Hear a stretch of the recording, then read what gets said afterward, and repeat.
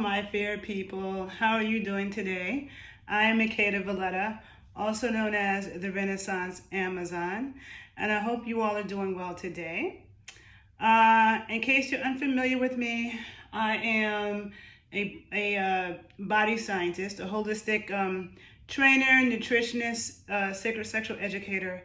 I'm very much into bodies and holistic health, okay? And within that, within talking about holistic health and sexuality, because sexuality is a part of that, but what comes along with that as well is gender studies. Like we can study like the effect that race has on a person. Being a certain race in a certain place, and that effect that it can have on somebody's psychology, but gender can as well. And so I have a twin brother. So all of my life I always question what's masculine and what's feminine, right? And people say boys are like this and girls are like this. And so that's something I've always been aware of and always questioned since I was a kid. It's actually quite unique to have a twin that is the opposite sex, okay? And I actually think that girl-boy twins are the coolest. They always focus on identical twins. But girl-boy twins, it's just interesting dynamic, right? So anyhow, I just want to say that for me, like with everything that I do, I work with men and women, right? I study men and women. And I feel like you cannot understand or study women without speaking about men as well, right? Because men and women are complementary to each other, but men and women have differences, but we also have a lot of similarities. There are a lot of things that's also similar about us. And from recognizing similarities in a situation, you can learn from that, right? Like, I'm also a dancer. I'm a serious student of dances of the African diaspora, right? And so I'm talking about stuff for the dancers of the African diaspora in the Americas in particular. And also some stuff from Africa, but a lot of Afro-Brazilian, Afro-Puerto Rican, Afro-Colombian, Afro-Dominican, Afro-Haitian, Afro-Jamaican, Afro-American, okay? There's Afro-Cuban. There's so many different dances. Even when you say Afro-Cuban dance, there's a variety of different dances. There's dances that come from Dahomey. There's dances that come from the Congo. There's dances that come from, the Yoruba, and from different ethnic groups. And you have dances for different things. And then you'll see dances in Brazil or dances in Puerto Rico or, in other parts of the diaspora that may have similarities and may have differences, right? And from those similarities and from those differences, you gain a wider spectrum of knowledge and information, okay? A lot of people who study the dances of the diaspora, they would just be doing Afro-Puerto Rican stuff all the time. Like I know people who know bomba y plena all day, but they don't know anything about champeta from Colombia. They don't know anything about all the Afro-Haitian folklore dances.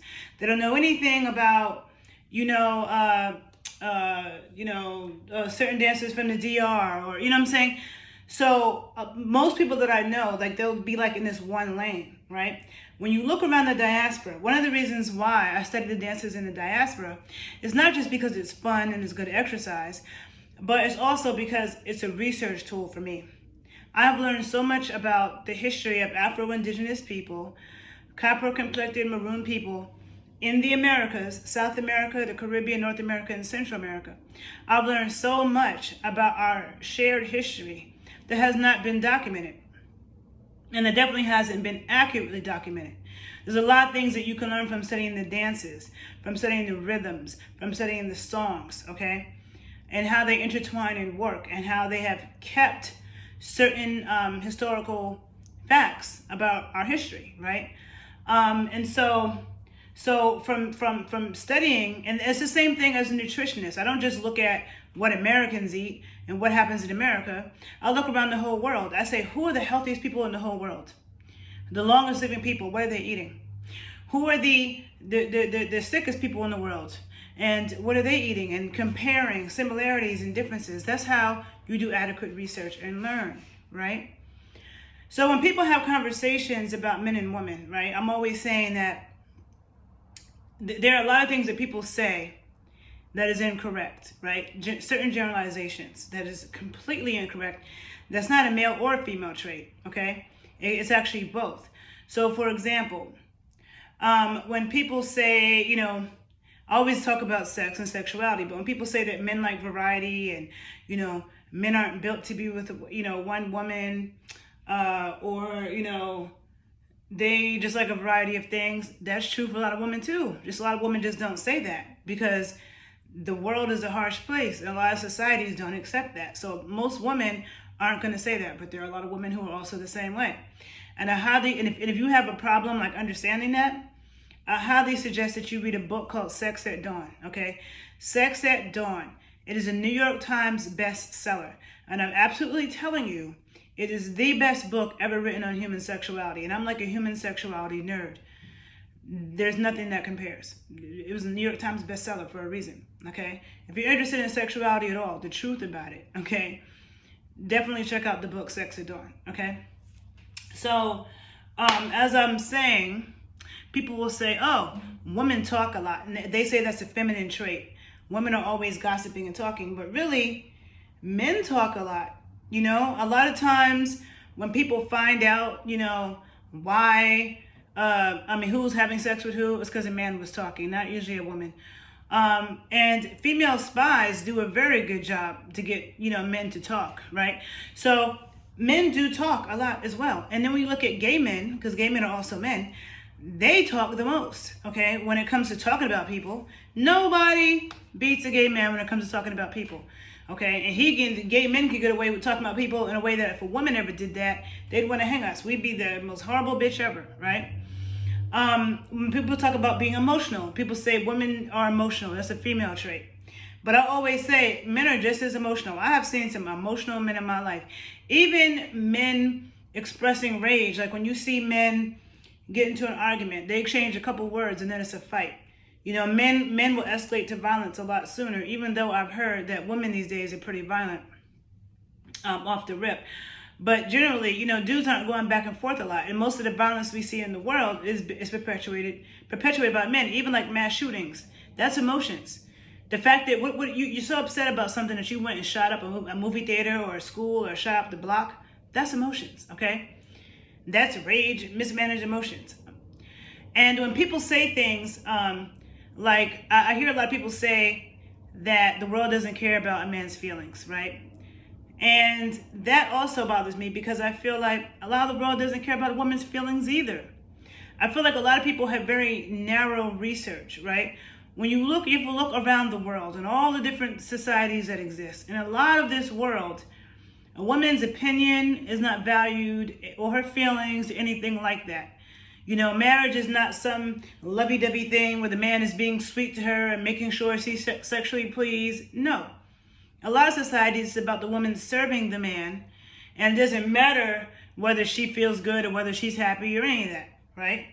There's a lot of societies and religions that are like that, and there are religions where it's like that pretty much on both ends. Okay, but it's even more so suppressive for the woman. And there are women who work in a lot of industries. Like people will say, "Oh, but if a man cries, men get called weak." Women get called weak too when we cry. There are a lot of women that they have certain jobs. They feel like they have to hold in their emotions and they can't look like an emotional woman. If a woman was acting the way Kanye's acting right now, they definitely would have said, oh, she's being an overly emotional bitch. Okay? They wouldn't give her all this grace, right? And especially when people talk about in the black community, because there's certain things as well that goes for kind of across the board as a general statement with men and women. But when you're talking about the black community in America, it's like, I feel like there's a lot of compassion that's given to a lot of black men, some of them who don't deserve it. Like the OJs, like the Dr. Dre.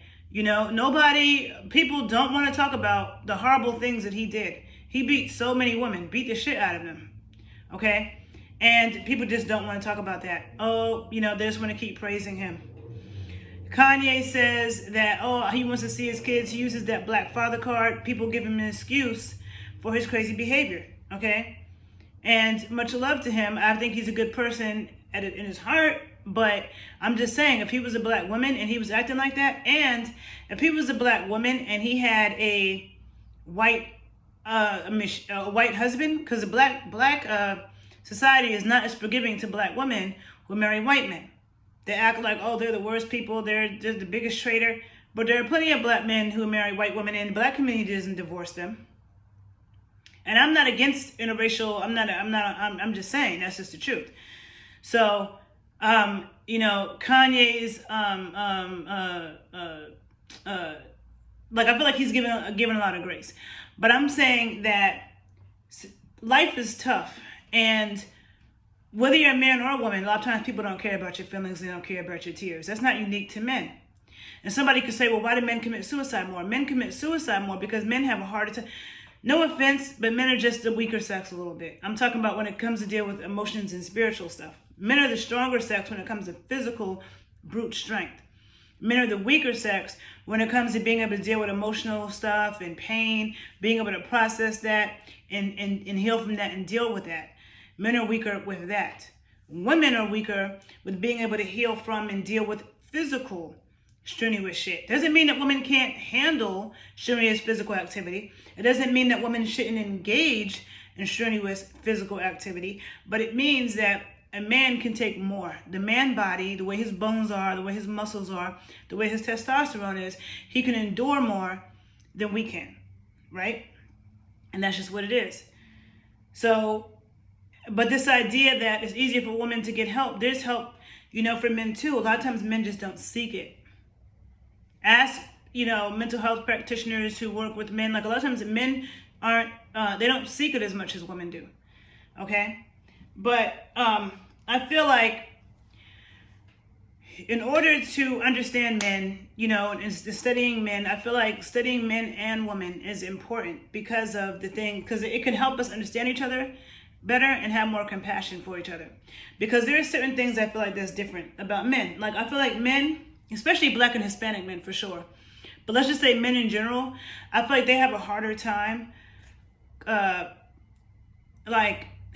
hiding when they're really attracted to a woman, right? Like a woman who might be in their presence. And I'm not saying all black and Hispanic men, but generally speaking, a lot of black and Hispanic men can have some strong energy when it comes to a woman that walks by that's attractive, with how they look at her, the things they say. It's a very direct energy that a woman can feel. And generally speaking, okay, I'm always saying general because there's always exceptions to the rules, but generally speaking, I choose my words very carefully, men have a harder time multitasking when it comes to, like, in general, unless maybe they're gay. I think gay men could be an exception to that maybe. But multitasking in general, but especially if there's like an attractive woman that's, in his, walks by him or whatever, a lot of times men kind of really get distracted and shut down from what they're doing. It's hard for them to like kind of play it off. Whereas women can do that better, okay? I'm not saying every woman's perfect at it, but we do a little bit better, okay? And I think that men are very visual creatures. I remember I used to always say men are very visual creatures, and men that I knew were always asking me for photos and asking me for pictures. Oh, they want to see pictures. And so I'm like, men are so visual. But then I remember some years ago, I had this Facebook group, and it was for women who work with yoni eggs, what I call nani eggs. And women would get so, working with the eggs would make them a lot more direct. Because I always say that I feel like women hold back a lot of things because they're afraid of being judged. So when women work with the eggs, a lot of times they feel more comfortable speaking up about what it is that they want and their desires. And so I remember a lot of women, like there was a few men in that group, and they would be telling me about all these women in their inbox, asking them for photos. Or even some of my male friends. I have male friends, who, one of my male friends, he's always dating some pretty chick all the time. And he always is telling me about photos and videos, that girls just send him. And he didn't even ask for it, right? Or that they are asking him for, right? And so then I started to realize, okay, well, women are visual too. Like, I always think of men as being more visual, but there are certain situations that I've been in where I've seen women can't be just as visual as men. Like, even with my booty, right? I always felt like, women actually make a bigger deal out of my ass than men do. Like, women are a lot more direct. They say a lot more direct shit, and And it's kind of funny because I never would have thought that when I was younger. And so I'm like, okay, men like asses, but I guess women like asses too. So the thing is that that's just a thing that just is interesting to me. But when I work with men and when I work with women, a lot of times there's a different psychology. Now, again, women are not a monolith and men are not a monolith, right? But because our genitals are different, women are more internal than men naturally because our genitals are internal. Men are more external naturally because men's genitals are external. Okay, and men and women both have yin and yang energy. We all have yin and yang, light and dark, masculine and feminine energy.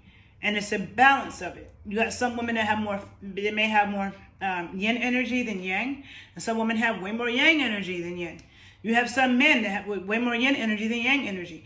But still, regardless, even if you have a man with a lot of yin energy or more yin energy, he's still in a male body. So just being in a male body makes his body yang. Even though his energy, his spiritual energy may be more yang, but he's in a yang body, right? And if you have a woman who has a lot of yang energy, she can have yang energy all day, but she's still in a yin body, okay? And so what that means is there's certain things that's needed for that person to get to their highest, spiritual level, because you have to balance yin with yang and yang with yin.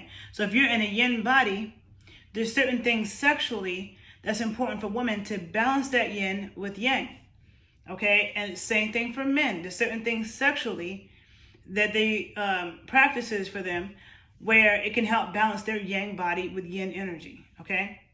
So basically what I'm saying is you can't just study yin or you can't just study yang. You have to understand yin and yang. Yin and yang have differences and yin and yang have similarities, right? And so that's why I don't like these one-sided conversations about gender. And, a lot of things that I hear men complain about, especially black men, I feel like definitely pertains to black women. I'll hear black men say every single day, we have to be worried about the white man hurting us and the black man hurting us and competing. And I'm like, black women have to worry about the same thing though. And when I say that, I'm not saying that to dismiss black men, because when I say that, there are a lot of black men who think, oh, you're trying to they'll be like, you're trying to downplay that it happens to men. I'm like, no, I'm not. I understand that that's the reality of black men. We all understand that. I don't think there's a woman in this world, black women especially, in this world who doesn't understand what black men face, okay? But that's not unique to black men. Black women also need to be afraid and wary of the white man and the black man. Black men attack black women more than white men do. But white men attack us too. Just being a woman, you could get attacked. You always have that male threat, and you have to be thinking about on guard and thinking about protecting yourself. If you're a woman and you have a certain profession, there's a lot of professions that are very male dominated. And being a woman, you always feel like you have to prove yourself. I felt like that just playing basketball growing up, especially being from New York. If I go outside with a basketball, dudes are like, oh, you good, shorty? Like, they just want to be all up in your face and watching you. You can't play in peace. And as a woman, I felt like you always feel like you have to prove yourself. And so what I hear, and I've been hearing these complaints more from black men, where they're complaining as if like, oh, nobody cares about black men's feelings or men's feelings. And it's so tough being a man. If we show emotion, people look at us as being weak. When women show emotion, they look at us as being weak too. And I don't like this narrative that women are weak and that strength and power and intelligence is associated with men. If anybody studies the legacy of civilizations on this planet, you will know that there are legacies on every continent of female priestesses, female warriors, female shamans, female chiefs, female leaders, okay? It has always existed, okay? And it was patriarchal religion that came and destroyed that, okay? And with that, I'm not going to get into a whole conversation about the matriarchy and the patriarchy right now, matriarchal and patriarchal traditions, because a lot of people speak on that, and they really don't know what they're talking about with that either. But I'm not going to get super into that right now. But I just feel like the video that I did the other day about men wanting pleasure and women wanting pleasure. Like, men are always saying, oh, we just want pleasure and peace. So do women. That's not unique to you. And I get tired of hearing, and I hear this a lot from black men as well. They'll say, oh, but women weaponize things against us and they don't even listen. And, but it's like, there are men like that too. Every single man I've been with has weaponized things against me. And I never did that to them, but they've always done that to me, And so that's not a female trait or a male trait. That's a person with a narcissistic personality disorder trait. That's somebody who is insecure trait. And that could be a man or a woman. You know what I'm saying? So I just get tired of this narrative of this, oh, the poor black man's a victim. Because in reality, okay, even when we look throughout, the documentation of black history, it's focused on the man. It's focused on the black man's experience. It's focused on what happened to him during slavery. I have a couple of books about childbirth during slave times, right? One is called Laboring Woman. The other one is called Birthing a Slave, I think. And the things in that book, all the black history classes and books and things that I've read, okay, even being raised by black scholars, the stuff in this book, that is never talked about. The type of things around, like when we hear about black enslaved women, all we hear is, oh, they put babies out of her belly, and we hear a few things, but there's so much that went on. And that's never talked about. It's really talked about just from the male perspective. Like, oh, the white man raped the black man's woman in front of him, and it affected the black man so bad. They're always talking about how it affected the black man. There's not enough talking how it affected black women. You know what I'm saying? And you have this fibroid issue in the black community. Why is that? You know what I'm saying? So I'm just saying we both have traumas. That's not unique to one side or the other. And when you're a black woman, you also have being a woman against you. And so there are black men who I've come across, so they act like being a black woman is easier because, oh, you're a black woman, so it's easier for you. And it's like, no, everything is a case-by-case situation. If she's, depending on what she does, but I can't even think of anything. Because I was going to say, if she's a stripper, maybe it's easier for her. But then women get judged more when they do that type of stuff than men anyway. And when you compare, if you compare street activity, even though I don't think it's the same, but if you compare dudes who sell drugs compared to girls who strip, dudes who sell drugs can make buku way more money than girls that are stripping. And I don't think it's the same because I feel like selling drugs is way more, destructive to society. But I'm not going to get into a whole conversation about that because I want to do a video about that as well. But I'm just saying, the money making potential for that man is way bigger. And almost every industry is male dominated. If a woman wants to be an attorney, if she wants to be a chef, if she wants to be a doctor, if she wants to be a lawyer, a lot of things are very male dominated. And even though there may be more women getting into it now, it's still from a very male dominated kind of ideology where a woman can't take time off because she's on her cycle. That's a time that women should have time off. We should not be working when we're on our cycle. But everything is from a man's world perspective, so that's not respected. And a woman gets looked at as a liability because of that. And when a woman's in her childbearing years, a lot of times she feels like she can't have kids because she's in this competitive industry. Maybe she's an attorney, she's at a law firm, or she wants to be a surgeon. And people look at her like, you having a baby right now is a liability. It's going to mess up everything. People look at you horribly. Even with a lot of artists. Nowadays, it's like the norm to see famous artists pregnant. But in the 90s and the 80s and the 70s, 60s, and prior to that, you didn't see that. And people would be upset that this girl got pregnant. So a lot of times, and you looked at it as a liability because of that. And so that's why they favored men with doing certain things. You know what I'm saying? So and that's the thing that I don't like, is I don't like this rhetoric of it's easier to be a woman or it's easier to be a black woman. Because most of the research has been, when it comes to medical research, it's mostly been done on men. When it comes to sports science research, it's mostly been done on men. They barely research women. They research men, and then they they apply that research on men to women, like as if women are little men. And women are not little men. Women are a completely different organism. We have different bone structures, our hips, our hormones, all of that. We have a uterus, you know what I'm saying? So our pelvic floor is completely different. Like, there are distinct differences. And so what may be okay for a man to do may be damaging to a woman. There could be certain exercises that's okay for a man that could displace a woman's uterus. Okay? But those special considerations aren't taken into consideration. It's all the man, the man, the man. So to me, I just don't like this narrative at all, that it's so hard to be a black man, but being a black woman is easier, because black women get killed by the police too, and people do not come out and fight for us like they fight for black men. And black men definitely aren't on the front lines of those protests. Okay, you have black women on the front lines of protests for black men. We've been organizers in the backbones of these movements without even getting credit. You know what I'm saying? So, and I don't like to do the gender war about who has it harder. I'm just saying the idea that it's easier to be a woman is ridiculous. Okay? Especially in a lot of the world expects a woman to be booed up with a man. So if you're not booed up with a man, you could be looked at as being like it's a negative thing. And so when I hear men complain about these expectations that society puts on men, and it's so hard to be a man, and we have to make a living, and there's expectations put on women too. Society has a woman supposed to be this, she's supposed to be married by this age. She's supposed to have kids by this age.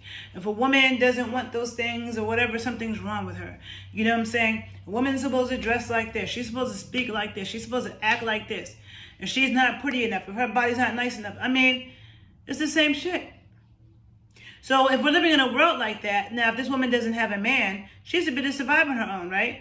So if she's trying to survive on her own and she has a career, and she's in a male-dominated field where these men don't respect women, and they don't want to hear shit you gotta say, then you have to fight with that. So I'm just saying. And white men are not the only men that have attacked black women. Black women get attacked and beat and killed by black men every day. So I'm just saying, we both have that. And my whole point is that you cannot, there are times that people just want to have these one-sided conversations. And they just want to, keep harping. To me, if I'm going to talk about certain hardships that women have, and somebody brings up the fact that happens to men too, I'm going to be like, you're right. I'm not going to negate that and be like, oh, well, we're talking about women right now. We're talking about women right now. Hold on. Sorry, I was looking for one of my plants. We're talking about women right now because it's true. You know what I'm saying? So if it's like I could be having a conversation about sexual trauma, and we could acknowledge the fact that so many women get sexually abused. And then somebody can say, well, a lot of men get sexually abused too. I'm not going to be like, yeah, but we're talking about women right now. But that applies to men and women, though. Men and women. So we realize that's not a little girl problem.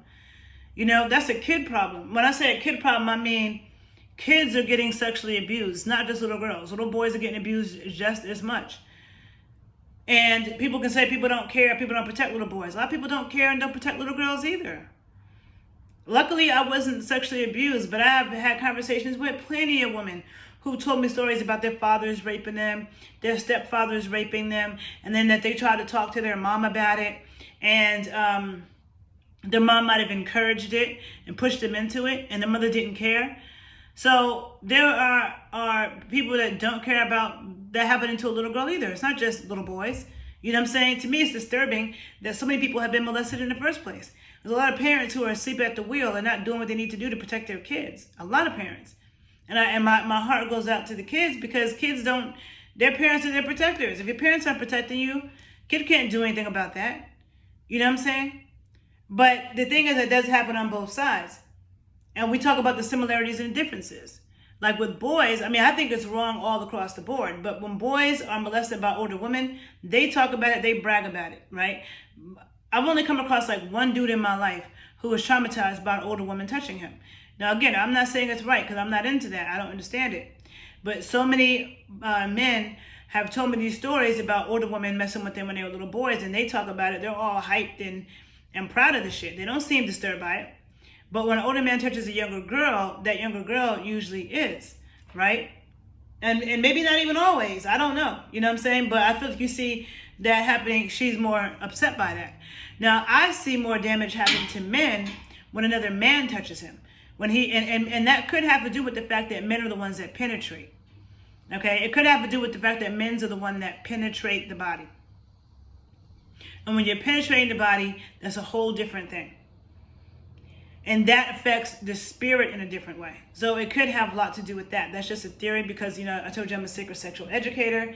And I think a lot about sexuality and sexual energetics and how things affect people. You know, so it's just a thought.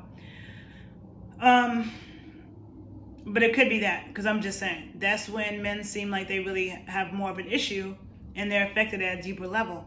And again, I'm not saying that older women should be touching younger boys because I find that very weird, but I'm just saying that most boys, you know, seem pretty excited about those thoughts. So anyhow, I think I made my point. Every time I'm done with the video, I'm always like, damn, I meant to say this, and I meant to say that, and I meant to say that. But I've been talking for 30 minutes, so I think I've said enough. If there's anything I didn't remember to say, I'll say it in the next video. I hope I'm understood in this video that I'm just saying that to study women is to study men and vice versa, right? That I'm never just focused on one sex. I have a passion for women because I'm a woman and I feel like women are the underdog when it comes to studying certain things, right? A lot of things. Even with concussions and CTE research, most of that's done on men, but it affects women in a different way. Signs for heart attacks. The signs that they would tell you for a heart attack is for men. Women's signs of heart attacks are totally different. So somebody can make the argument, people don't care about women's feelings. They don't care about women's health. You know? And so I just feel like this, what I'm seeing from some black men, where it's like this constant, we're just a victim and nobody cares about us and we just have it the hardest and nobody cares about our feelings. And when we were kids, they told us not to express our feelings. That's why we can't express them now. And it's like, dude, if you're of a certain age, and you're black, and a lot of other races too, because a lot of them Asian countries and like Eastern European, they don't give a damn like about kids, you know, feelings. You know what I'm saying? Like they're rough on kids. You know what? Those kids don't commit suicide like a lot of kids are now. But anyhow, what was I gonna say? I lost my train of thought. Oh yeah. If you're of a certain age, your parents, whether you're a girl, whether you were male or female, they told you to be quiet. Oh, you know, you're crying, and they would say to you, be quiet before I give you something to cry about. Like, most of us heard that. Or they would just tell you to, you know, shut up, stop that nonsense, whatever. I don't have a problem expressing my emotions because my parents did that to me as a kid. Because first of all, as a kid, you knew that you were a kid. And you learned as a kid that life is not fair. So I remember saying things like, that's not fair. My parents would be like, life is not fair. And that's true. So I felt like it wasn't fair because I'm a kid and I want to keep on talking. But you know what? Your parents are adults. They're taking care of you. And they have a right to not want you to get on their damn nerves. And they tell you to be quiet, to be quiet. That's a kid's place. And no matter how much that shit might suck, that's what it is to be a kid. That's why you can't wait to grow up and be an adult so you can do what you want to do.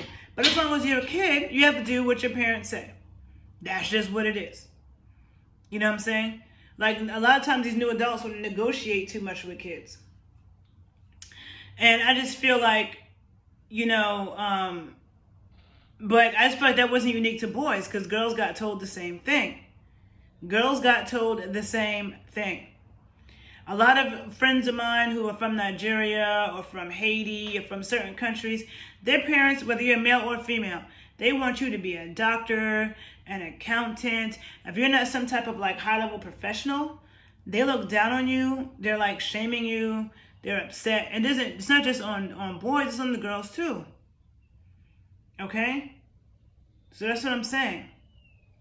We just need to realize that all of these things that black men feel like they're not being heard. A lot of black women, we feel like we're not being heard either. Okay? We feel like we're not being heard either. Black men get upset, you get looked at as an angry black man. You know what? We get looked at as the angry black woman, even by black men. Black men feel like, oh, if we express ourselves, or men in general could feel like if we express ourselves, then we get looked at as being weak. So do women. That's why people look at us like we're the weaker sex and we can't be leaders because we're too emotional. Nobody says that men can't be leaders because they're emotional, and there's a lot of emotional ass dudes out here. That's why we have so many fights and violence, because of emotional ass dudes. Somebody hurt your feelings, now you want to kill them. That's emotions. And that's out of control, mismanaged emotions. But yet women get looked at as we have out of control, mismanaged emotions. So the hypocrisy, the stereotyping, that shit goes both ways. Both ways. Okay? So I'm going to end that here. If you like this video, please like it. Please share it. Subscribe to my YouTube page at Renaissance Amazon. Find me on Instagram. I'm still trying to get back my main Instagram page. Still fighting with them. I'm hoping I get it back. My main Instagram page, which is the Renaissance Amazon 81. But for now, definitely follow my backup Instagram page, Queen_Lionessa_. And have a good day. Bye.